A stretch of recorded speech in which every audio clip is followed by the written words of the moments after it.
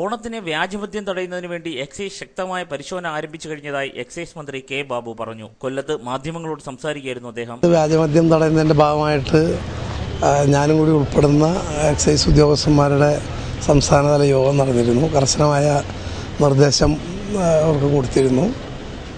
എല്ലായിടത്തും എക്സൈസിൻ്റെ പ്രവർത്തനം വളരെ ഗൗരവമായിട്ട് നടത്തിക്കൊണ്ടിരിക്കുന്നുണ്ട്.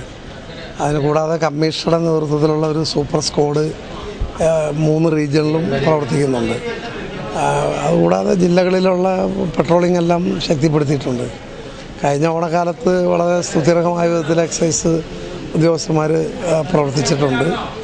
ഈ വർഷവും ഓണക്കാലത്താണ് ഏറ്റവും കൂടുതൽ വ്യാജമദ്യം ഒഴുകാനുള്ള സാധ്യതകളുള്ളത്. അത് കണക്കിലെടുത്തുകൊണ്ട് എക്സൈസിൻ്റെ പരിശോധനകളെല്ലാം വളരെ കർക്കശമാക്കിയിട്ടുണ്ട്. ഏതായാലും ഒരു തരത്തിലും വ്യാജമദ്യം കടത്തിക്കൊണ്ടുവരാൻ അനുവദിക്കുന്നതല്ല. എല്ലാ ജില്ലകളിലും എക്സൈസ് കമ്മീഷണർ നേതൃത്വത്തിൽ സ്ക്വാഡുകൾ രൂപീകരിച്ചിട്ടുണ്ട്.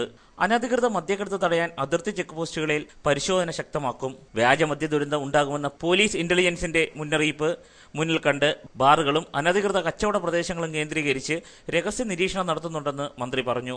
ബാറുകൾ പ്രവർത്തിക്കുന്നത് 5 മണിക്ക് ശേഷം പോരെ എന്ന കോടതി പരാമർശം കൂടിയാലോചിച്ച് തീരുമാനിക്കേണ്ട കാര്യമാണെന്നും അദ്ദേഹം പറഞ്ഞു. ന്യൂസ് ബ്യൂറോ, കൊല്ലം.